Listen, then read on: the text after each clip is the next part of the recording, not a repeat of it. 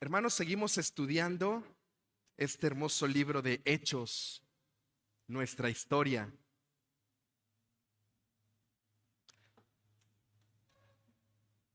De manera muy personal, creo que la dieta de la iglesia, como la decía nuestro maestro en la escuela dominical, el hermano Adrián, debe de ser la exposición fiel de su palabra. Para las personas que nos visitan, es importante que como iglesia, es importante que ustedes sepan que como iglesia venimos estudiando de manera expositiva el libro de Hechos. Hemos empezado en el capítulo 1, ahora ya vamos en el capítulo 19 y 20, que es el sermón del día de hoy, pero también lo estamos haciendo de una manera consecutiva, no saltándonos pasajes, sino dando a conocer, como dice el apóstol Pablo en Hechos capítulo 20, verso 27, dando a conocer todo el consejo de Dios. Y es precisamente ese pasaje que le voy a invitar que busque, Hechos capítulo 20, en su versión 60.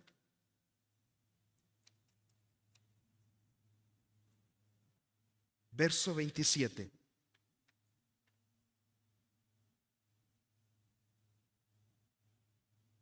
Hechos capítulo 20, verso 27. Y vamos a leerlo en la versión Reina Valera 60.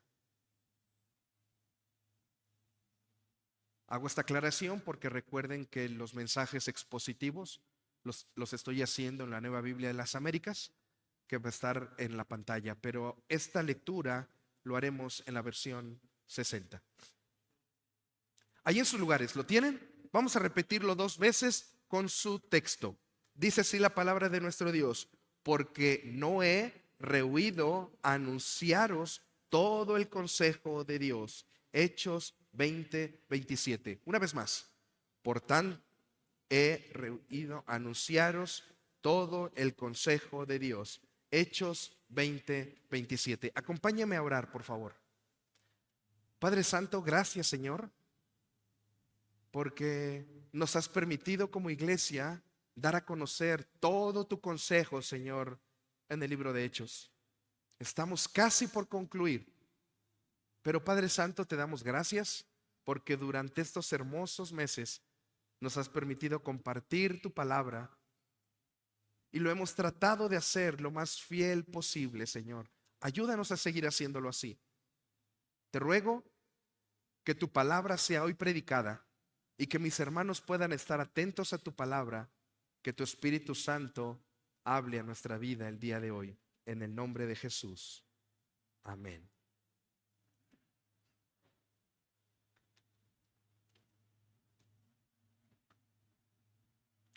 Todos los días, hermanos, nuestra vida está llena de decisiones. Tomamos decisiones para ver qué me voy a poner de ropa. Tomamos decisiones para ver a qué horas me voy a levantar. Anoche debimos tomar una buena decisión a ver a qué horas me voy a dormir para estar fresco en el culto. Pero a lo largo de nuestros años, también debemos tomar decisiones que nos van a marcar el resto de nuestra vida. ¿Con quién nos vamos a casar? ¿Verdad? Es una gran decisión porque nos va a afectar el resto de nuestra vida. Aunque la gente diga me divorcio, te va a afectar por el resto de tus días. Si voy a tener hijos o no, o en qué momento los voy a tener. Todas esas decisiones nos afectan o de alguna manera repercuten en nuestra vida. Pero la decisión más importante de la que la Biblia nos enseña es sobre el Evangelio de nuestro Señor Jesucristo. Porque esa decisión no solo va a repercutir en los años de vida, sino es la única decisión que va a repercutir para la eternidad, para bien o para mal. El pasaje del día de hoy nos va a enseñar sobre esas decisiones que en algún momento personas tomaron rechazando el evangelio de nuestro Señor Jesucristo o decidiendo seguirle no importando el costo. Mire, ¿cuál es la razón por la que usted ha decidido quedarse en esta iglesia? Hoy tenemos visitas, esperemos en el Señor que ellos decidan poder ser miembros de nuestra iglesia, quedarse en nuestra iglesia, disfrutar de la alabanza y la adoración. Pero que esa razón no sea porque la alabanza es muy bonita. Espero que usted haya tomado la decisión de quedarse en Palabra de Vida o continuar en Palabra de Vida, no porque tiene unas instalaciones bonitas, que las tiene, no porque el grupo de la alabanza cante bonito, que lo hace, no porque hay un lugar de estacionamiento grande donde podamos estacionar nuestros autos debajo tal vez de algún arbolito, porque tenga un bonito jardín, unas bonitas instalaciones, que las tiene. No, hermano, que esa no sea la decisión principal por la cual tú hayas decidido venir a Palabra de Vida y decir, este es el lugar en donde yo quiero alabar al Señor. Que la decisión más importante sea porque su palabra está siendo expuesta.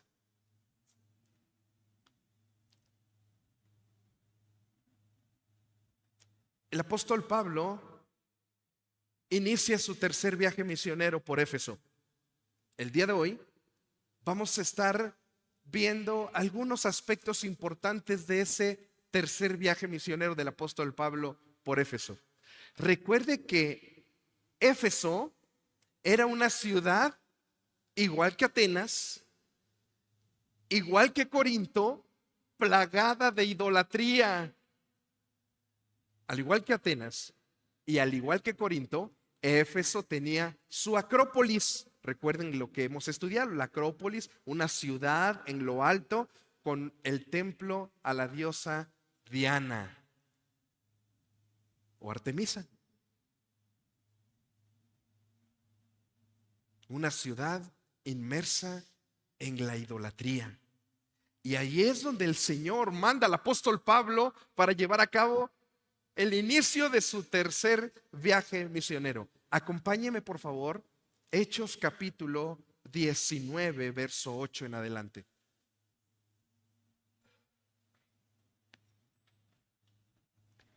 Hechos capítulo 19, verso 8 en adelante.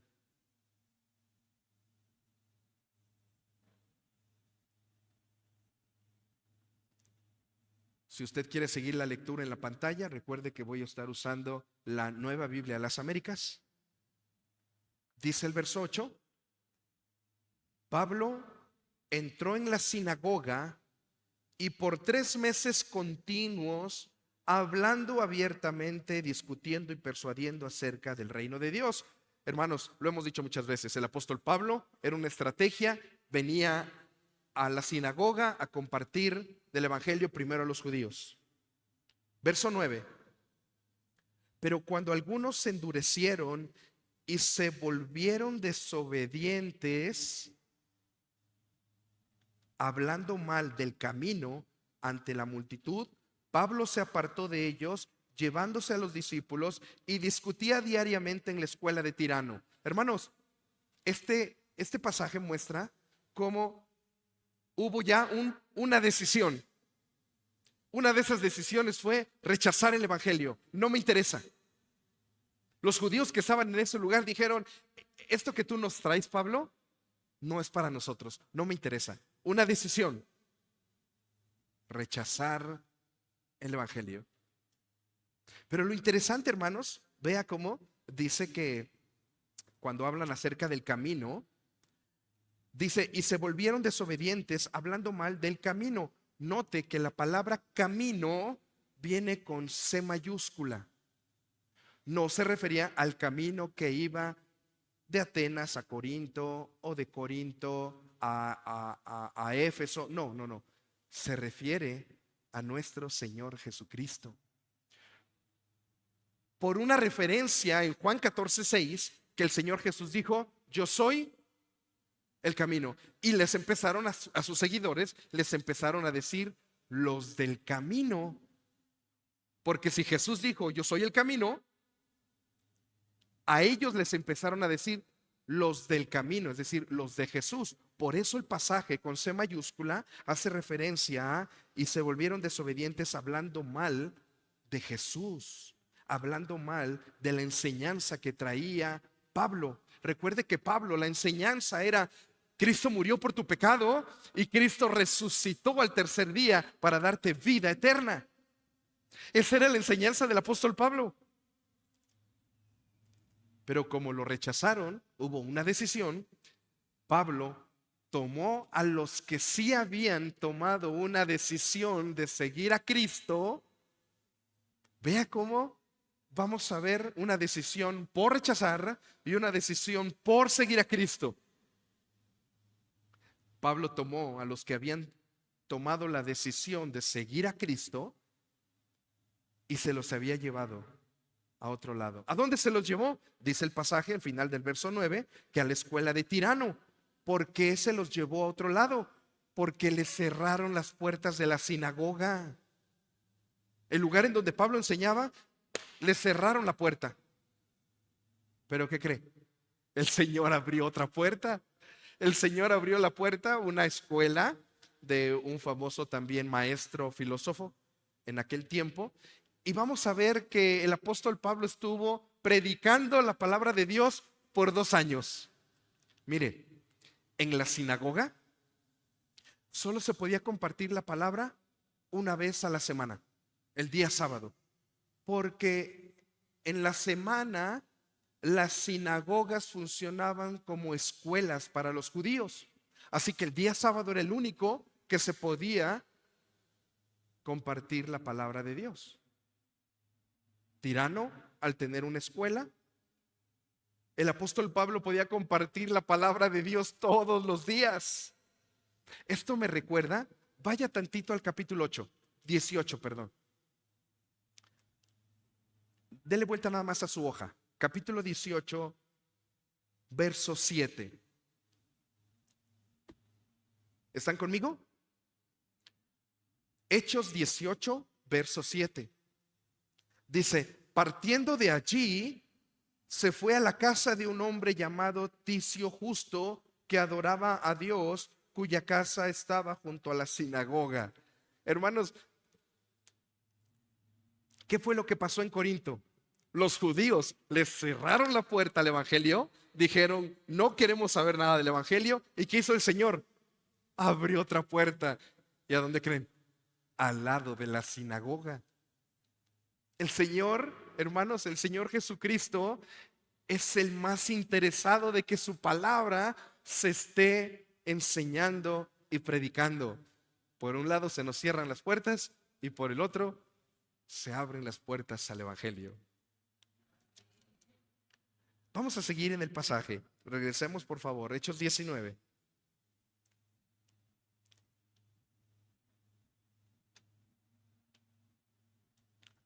El verso 10 dice, esto continuó por 2 años, de manera que todos los que vivían en Asia oyeron la palabra del Señor, tanto judíos como griegos. Hermanos, Pablo estaba predicando en un lugar. ¿Cómo es que la palabra llegaba a Asia? Lo que es Turquía moderna hoy. ¿Cómo llegaba la palabra? Si Pablo estaba en Éfeso predicando en la escuela de Tirano. La iglesia, hermanos, es la que llevaba el evangelio a Huacalco, a Tlatlaucan, a la colonia Pantitlán, ¿sí se llama Pantitlán? De Huacalco, de Santa Rosa para adentro, a Brisas, Tlayecapan, Yecapixtla, incluso hasta Cuernavaca y Tetelcingo. Hermanos, eso es lo que hacía la iglesia. Escuchan la palabra de Dios aquí y llevan hacia donde ustedes viven el evangelio a los pacientes. Allí en Atlatlaucan, perdón, Tlayacapan, Puxla. Eso es lo que hacía la iglesia. Cuando la iglesia tome en serio la palabra de Dios, saldrá de su comodidad y el impacto será inevitable. Del verso 11 al verso 17, vamos a ver, hermanos, muy brevemente, que un verdadero discípulo entregado a Cristo es el que tiene autoridad sobre las enfermedades y sobre los demonios. Lo voy a hacer muy rápido. Verso 11. Dios hacía milagros extraordinarios por mano de Pablo, de tal manera que incluso llevaban pañuelos o delantales de su cuerpo a los enfermos, y las enfermedades los dejaban y los malos espíritus se iban de ellos. Ya quiero ver a los que dicen hoy tener don de sanidad, sanando como el apóstol Pablo. Verso 13, pero también algunos de los judíos, exorcistas, ambulantes, trataron de invocar el nombre del Señor Jesús sobre los que tenían espíritus malos, diciendo: les ordeno que salgan, decían ellos, en el nombre de Jesús, a quien Pablo predica. Cuando dicen en el nombre de Jesús, a quien Pablo predica, quiere decir que ellos no conocían al Jesús que Pablo predicaba. Simplemente habían escuchado que Pablo echaba fuera demonios en el nombre de Jesús. Entonces dijeron: esto debe ser como una fórmula. En el nombre de Jesús, sal demonio. En el nombre de Jesús del que predica Pablo. Pues no, así no funciona. Y vamos a ver qué les pasó. 7 hijos, verso 14. 7 hijos de un tal Esceva, uno de los principales sacerdotes judíos, eran los que hacían esto. Pero el espíritu malo, el demonio, les respondió: a Jesús conozco y sé quién es Pablo, pero a ¿ustedes quiénes son? No, hermanos, imagínense si no me hubiese gustado estar en este lugar. Verso 16, y el hombre en quien estaba el espíritu malo se lanzó sobre ellos y los dominó y pudo más que ellos, de manera que huyeron de aquella casa desnudos y heridos. Supieron esto todos los habitantes de Éfeso, tanto judíos como griegos. El temor se apoderó de todos ellos y el nombre del Señor Jesús era exaltado.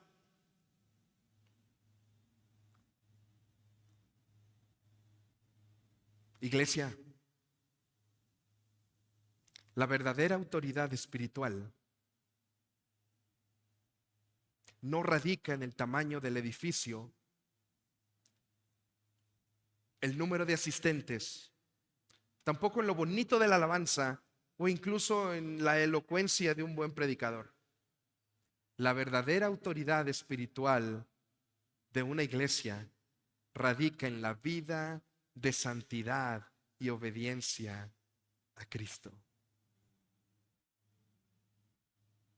La clave para una iglesia con autoridad espiritual es lo que hicieron al final del verso 17. Exaltar el nombre del Señor Jesús con nuestras vidas. Hermano, hazte esta pregunta: ¿estás exaltando el nombre del Señor con tu vida? ¿Lo estás exaltando? Si la respuesta es sí, gloria a Dios. Si no, hermanos, ¿Qué esperas para que a partir de hoy tú vengas a Cristo en arrepentimiento y fe y le digas: Señor, yo quiero exaltarte? He escuchado, he asistido a la iglesia, pero hoy quiero exaltar mi vida. Hoy quiero exaltarte, Señor, con mi vida. Verso 18 y 19. Les recuerdo, estamos en Hechos capítulo 19 y estamos hablando de dos decisiones: el rechazo al evangelio o la aceptación al Cristo resucitado. Verso 18 y 19. También muchos de los que habían creído continuaban viniendo, confesando y declarando las cosas que practicaban. Muchos de los que practicaban la magia juntaron sus libros, los quemaban a la vista de todos, calcularon su precio y hallaron que llegaba a 5,000 monedas de plata, 180 kilogramos. Así crecía poderosamente y prevalecía la palabra del Señor.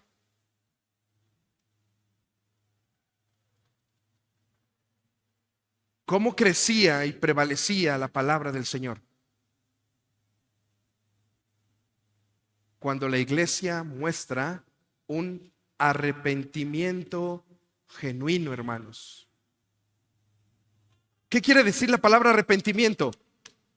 Voy caminando hacia un lugar y la palabra arrepentimiento quiere decir un cambio de dirección.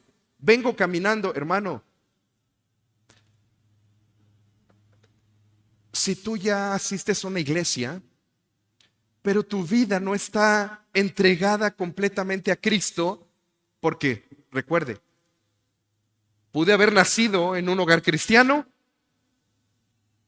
puedo tener 20 años en el evangelio, pero no haber entregado mi vida a Cristo. ¿Cómo vamos a saber si yo he entregado mi vida a Cristo? Cuando mi arrepentimiento sea genuino, es decir, la transformación que Dios hace en mi vida sea un cambio que el evangelio ha hecho inevitablemente, y lo podemos ver de una manera clara por la vida que llevamos. Estos hermanos de Éfeso nos enseñan algo, hermanos. Estos hermanos de Éfeso nos enseñan algo. El costo del verdadero arrepentimiento. ¿Sabe usted que los libros que quemaron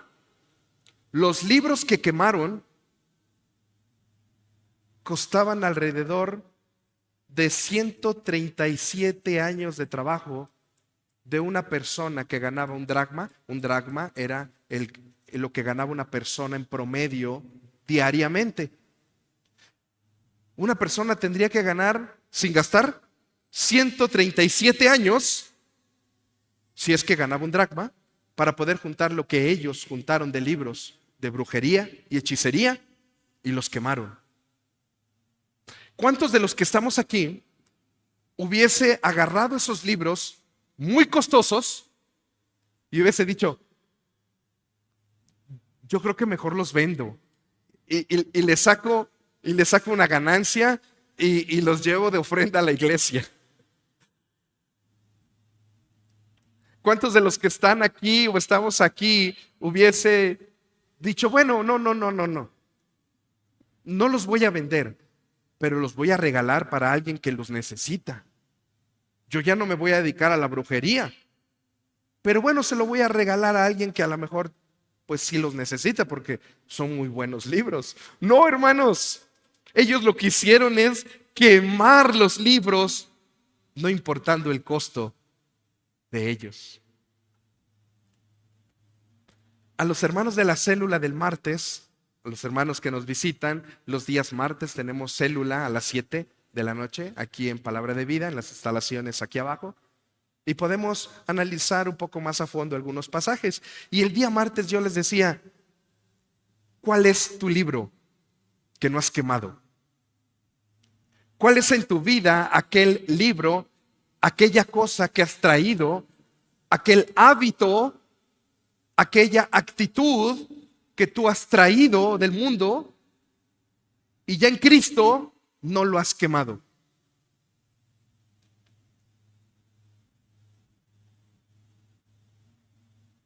Tú sabrás qué decir.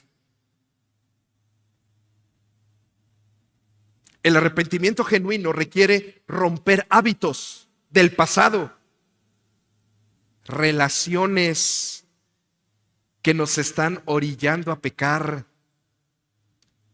aplicaciones en tu teléfono, Facebook, YouTube, TikTok, Instagram y no sé cuántas cosas ya hay. Hermano, no te digo que quemes tu teléfono. Quita esas aplicaciones de tu teléfono si te están afectando. ¿El costo es muy alto? Sí. Pero estos hermanos nos ponen la prueba que el arrepentimiento genuino, el costo del verdadero arrepentimiento es alto. Seguir a Cristo, el costo es alto. Si a ti un día te dijeron, ven a Cristo, tus problemas se van a acabar, tus problemas financieros se van a acabar, ya no vas a tener problemas en tu matrimonio y en el trabajo ya no vas a tener problemas, si tenías problemas económicos se te van a resolver, te engañaron. Ese no es el evangelio que muestra la palabra de Dios. En el evangelio se sufre por causa de Cristo.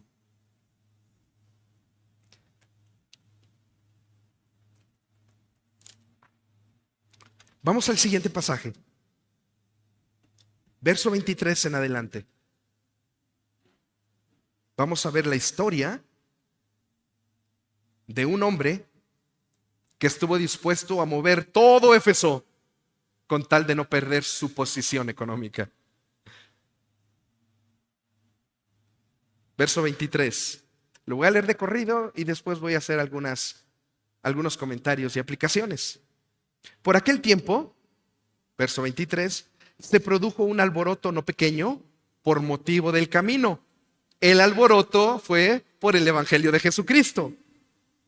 Porque cierto platero que se llamaba Demetrio, que labraba templecillos de plata de Diana, ya vimos Diana, era la diosa ahí en Éfeso, y producía no pocas ganancias a los artífices. Hermanos, esto les traía unas ganancias tremendas a la gente que se dedicaba a hacer los templecillos de Diana. Reunió a estos junto con los obreros de oficios semejantes y dijo: compañeros, ustedes saben que nuestra prosperidad depende de este comercio. Pueden ver y oír que no solo en Éfeso, sino que en casi toda Asia, este Pablo ha persuadido a gran cantidad de gente, le ha apartado diciendo que los dioses hechos con las manos son, que los dioses hechos con las manos no son dioses verdaderos. Y no solo corremos el peligro de que nuestro oficio caiga en descrédito, sino también de que el templo de la gran diosa Diana se considere sin valor y que ella, quien adora toda Asia y el mundo entero, sea despojada de su grandeza. Cuando oyeron esto, se llenaron de ira. ¿Cómo nuestro ingreso económico nos lo van a quitar? Y comenzaron a gritar: grande es Diana de los Efesios. Verso 29. La ciudad se llenó de confusión y a una se precipitaron en el teatro, arrastrando consigo a Gayo, a Aristarco, los compañeros de viaje de Pablo, que eran de Macedonia. Y cuando Pablo quiso ir a la multitud, los discípulos no se lo permitieron. También algunas de las autoridades de la provincia de Asia, que eran amigos de Pablo, le enviaron mensaje y repetidamente le rogaron que no se aventurara a presentarse en el teatro. Así que unos gritaban una cosa y otros otra, porque había confusión en la asamblea. Y la mayoría no sabía por qué razón se había reunido, así como en los mítines, ¿no? Oye, ¿y por qué andamos aquí? No sé, pero tú grita. Verso 33. Algunos de la multitud pensaron que se trataba de Alejandro, puesto que los judíos lo habían empujado hacia adelante. Entonces Alejandro, haciendo señal de silencio con la mano, quería hacer una defensa ante la asamblea. Pero cuando se dieron cuenta que era judío, un clamor se levantó de todos ellos, gritando como por 2 horas: grande es Diana de los Efesios. Entonces el secretario, lo que era el procónsul, el gobernador de Éfeso, después de calmar a la multitud, dijo: ciudadanos de Éfeso, ¿hay acaso algún hombre que no sepa de la ciudad de los Efesios? Es que la ciudad de los Efesios es guardiana del templo de la gran diosa y de la imagen que descendió del cielo, de la gran Diana y de la imagen que descendió del cielo. Puesto que estos hechos son innegables, deben guardar calma y no hacer nada precipitadamente, porque han traído a estos hombres que ni roban templos ni blasfeman a nuestra diosa. Así pues, si Demetrio y los artífices que están con él tienen queja contra alguien, los tribunales están ahí, abiertos, y los procónsules dispuestos.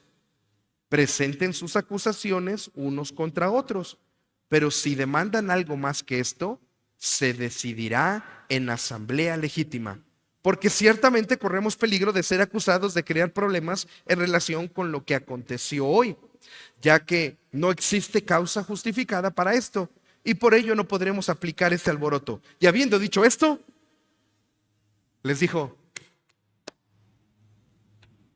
como ayer a los de Cuautla en la reunión que tuvieron, los despidieron ayer en una reunión de Alciso Mendoza, los que son de Cuautla, les dijeron: la reunión se acabó, vámonos, no va a haber ninguna actividad política. Así dijo este hombre a los de Éfeso. Vean cómo Dios, hermanos, usa personas incrédulas para que su evangelio pueda seguir siendo proclamado. Pero pensemos en que hoy en día no desarrollamos templecitos de Diana. Hoy podemos decir: pastor, pero yo ya no tengo ningún ídolo. Hermano, ¿en qué estás poniendo tu confianza?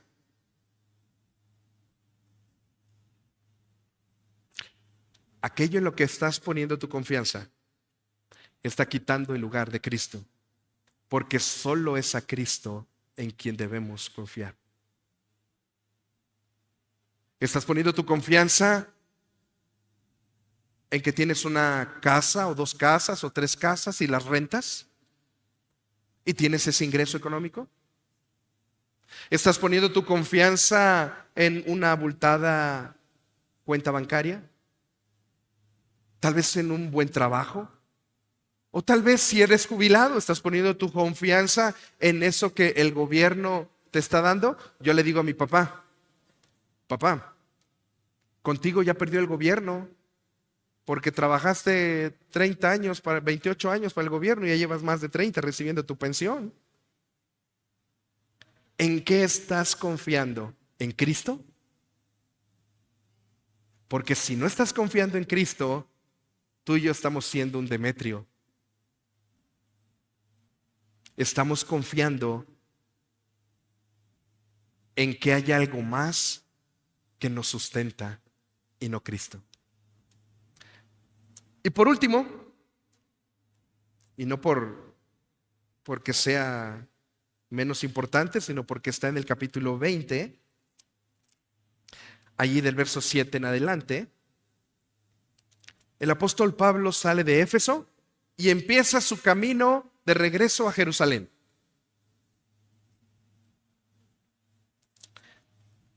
Ya había pasado este alboroto, llega a Grecia y luego la palabra de Dios nos habla de que pasó por varios lugares, incluyendo Filipos, y llega a Troas.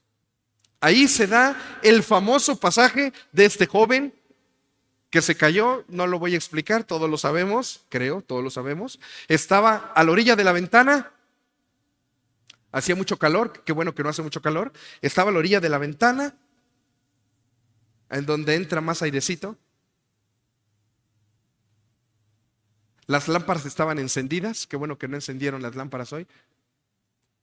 En aquel tiempo era petróleo, era lumbre. Imagínense el calor. Imagínense cuánta gente estaba en ese lugar. Entonces esta persona se alejó, se sentó, dijo, quiero un poco de airecito. La predicación, como la de hoy, estaba tan buena que se quedó dormido, se mató. El apóstol Pablo deja por un momento la predicación de la palabra y dice el verso 10, pero Pablo bajó y se tendió sobre él y después de abrazarlo dijo, no se alarmen porque está vivo. Así como decía nuestro hermano Rafa en la mañana, este hombre, Pablo, hace lo que hizo Elías en Primera de Reyes, capítulo 17, verso 21, con el hijo de la viuda de Sarepta. Allá lo hizo 3 veces. Aquí el apóstol Pablo se tendió de esa manera como si fuera una costumbre y esa persona volvió a la vida. Pero no fue el único. También Eliseo lo hizo en Segunda de Reyes capítulo 4, 34. Así que no es la primera vez que vemos este hecho en la Biblia. Lo encontramos 2 veces en el Antiguo Testamento. Hermanos, este pasaje no está centrando el tema en el muchacho que se durmió. No nos va a enseñar que no nos debemos dormir en el culto. No, eso no nos enseña este pasaje. Podemos aplicarlo, sí, no nos está enseñando eso. Tampoco el pasaje nos está enseñando que el pastor se tarda mucho tiempo predicando y que es bien aburrido. Y que le digamos al pastor que ya no haga tan aburrido y que le corte ya, por favor, ¿no? Ese pasaje nos está enseñando esto. Vea lo que dice el pasaje al final. Y al muchacho se lo llevaron vivo y quedaron grandemente consolados. ¿Por qué quedaron consolados, hermanos? ¿Por qué quedaron consolados? Porque la palabra de Dios es la que había traído consuelo a la vida de esas personas. Rechazo y aceptación. ¿Quieres recibir consuelo en tu vida? ¿Qué estás esperando? Acepta el Evangelio, ven a Cristo. Es el único que puede traer consuelo a tu vida. Es el único que puede traer esa paz que tú necesitas aún en medio de la aflicción que tú estás viviendo. Pero si ya eres cristiano, la palabra de Dios te sigue consolando, porque el Espíritu Santo, la función del Espíritu Santo es consolarnos. El Señor Jesús dijo, es necesario que yo me vaya para que venga otro consolador, no el consolador, sino otro, que es el consolará nuestra vida en medio de las situaciones que tú y yo estamos hoy viviendo. Concluyo con esto. Las decisiones que tú tomes hoy van a afectar toda tu vida. Yo espero que si hoy estás sin Cristo, la decisión que tomes sea la del Evangelio, la de quemar todos tus libros, de arrepentirte y seguir a Cristo. Porque si tomas la otra decisión, hay un lugar en donde será el lloro y el crujir de dientes. Un lugar preparado para la gente que no ha creído en Cristo. Incluso ese lugar será depositado en el lago de fuego preparado para Satanás y sus ángeles, dice la Biblia. Toma la decisión hoy. No la rechaces. Ven a Cristo en arrepentimiento y fe. ¿Oramos? Padre Santo, en el nombre de Jesús, gracias, Señor, por tu palabra. Gracias porque tu palabra nos consuela, Señor, pero también podemos ver cómo tu palabra produce, Señor, en nuestra vida ese deseo de caminar contigo. El Evangelio trae salvación al incrédulo, pero también a los que hemos creído trae santidad. Gracias por tu palabra, Señor, porque no queremos ser como esos judíos que rechazaron tu palabra, Señor, y blasfemaron incluso contra ti. Queremos ser esos de Éfeso, esos varones, esas mujeres de Éfeso que dejaron atrás su vida por seguirte a ti, no importando el costo. Queremos ser como esos. No queremos ser como Demetrio, seguir aferrado a nuestros ídolos, a cosas que seguimos confiando. Queremos ser como esa iglesia de Troas que salió consolada por la predicación de tu palabra.